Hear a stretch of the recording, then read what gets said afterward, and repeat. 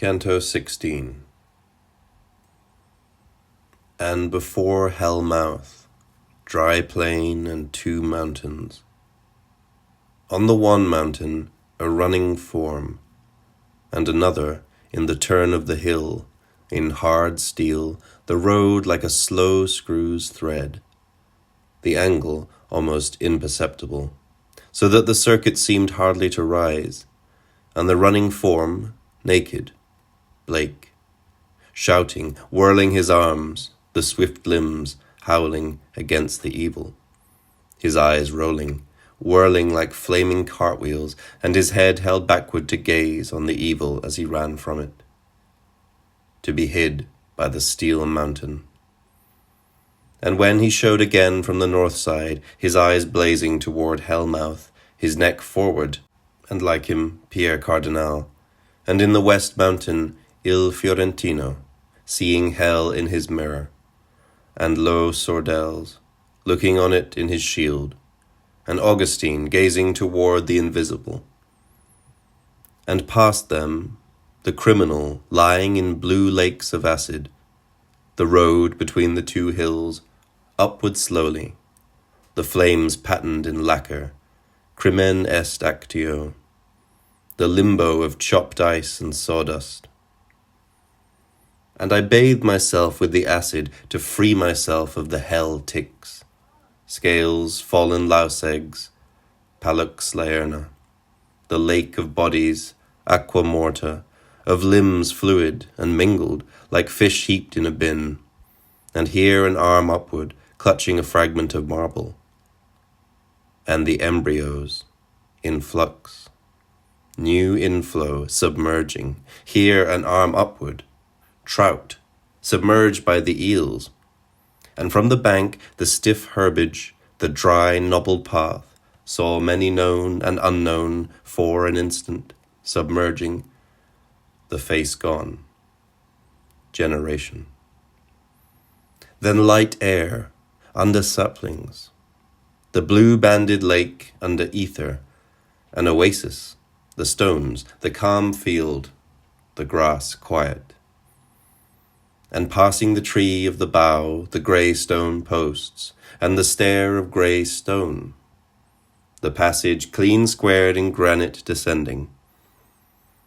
And I through this and into the earth, patet terra, entered the quiet air, the new sky, the light as after a sunset, and by their fountains the heroes, Sigismundo and Malatesta Novella, and founders, gazing at the mounts of their cities.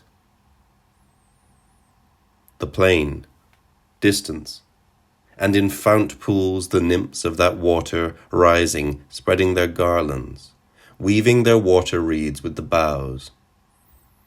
In the quiet, and now one man rose from his fountain and went off into the plain. Prone in that grass, in sleep, et j'entendis des voix. Wall, Strasbourg, Gallifet led that triple charge, Prussians, and he said, Plar's narration, it was for the honor of the army, and they called him a swashbuckler. I didn't know what it was, but I thought, this is pretty bloody damn fine.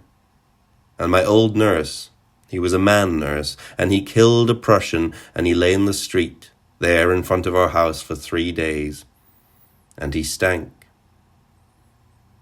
Brother Percy. And our brother Percy, old admiral. He was a middy in those days. And they came into Ragusa, place those men went for the Silk War.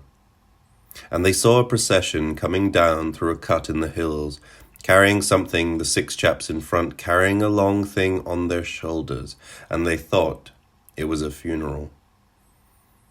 But the thing was wrapped up in scarlet, and he put it off in the cutter. He was a middy in those days, to see what the natives were doing. And they got up to the 6 fellows in livery, and they looked at it, and I can still hear the old admiral. Was it? It was Lord Byron, dead drunk, with the face of an AYN. He pulled it out long, like that, the face of an AYN. Gel.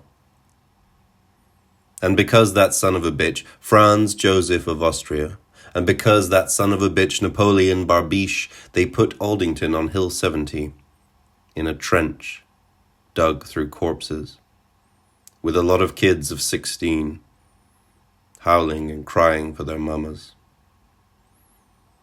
And he sent a chit back to his major. I can hold out for 10 minutes with my sergeant and a machine gun. And they rebuked him for levity.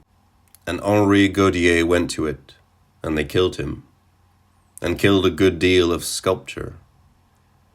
And old T.E.H., he went to it, with a lot of books from the library, London Library, and a shell buried him in a dugout.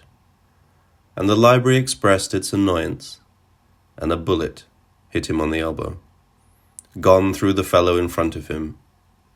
And he read Canto in the hospital, in Wimbledon, in the original. And the hospital staff didn't like it. And Wyndham Lewis went to it with a heavy bit of artillery, and the airmen came by with a mitrailleuse and cleaned out most of his company, and a shell lit on his tin hut, while he was out in the privy. And he was all there was left of that outfit. Windeler went to it, and he was out in the Aegean and down in the hold of his ship, pumping gas into a sausage, and the boatswain looked over the rail down into amidships, and he said, "Geez, look at the captain's a-getting her up." And old Captain Baker went to it, with his legs full of rheumatics. So much so he couldn't run.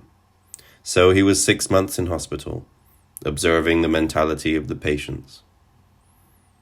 And Fletcher was 19 when he went to it, and his major went mad in the control pit about midnight and started throwing the phone about, and he had to keep him quiet till about 6 in the morning and direct that bunch of artillery. And Ernie Hemingway went to it, too much in a hurry, and they buried him for 4 days. That's the trick with a crowd. Get 'em into the street and get 'em moving, and all the time there were people going down there, over the river. There was a man there talking to 1,000, just a short speech. And then move 'em on. And he said, yes, these people, they are all right. They can do everything except act. And go and hear 'em, but when they are through, come to the Bolsheviki. And when it broke, there was the crowd there, and the Cossacks, just as always before. But one thing the Cossacks said, Pujaluista. And that got round in the crowd. And then a lieutenant of infantry ordered them to fire into the crowd, in the square at the end of the Nevsky, in front of the Moscow station. And they wouldn't. And he pulled his sword on a student for laughing and killed him. And a Cossack rode out of his squad on the other side of the square and cut down the lieutenant of infantry. And that was the revolution, as soon as they named it. Now you can't make 'em. Nobody knew it was coming. They were all ready, the old gang. Guns on the top of the post office and the palace. But none of the leaders knew it was coming. And there were some killed at the barracks. But that was between the troops. So we used to hear it at the opera, that they wouldn't be under Haig, and that the advance was beginning, that it was going to begin in a week.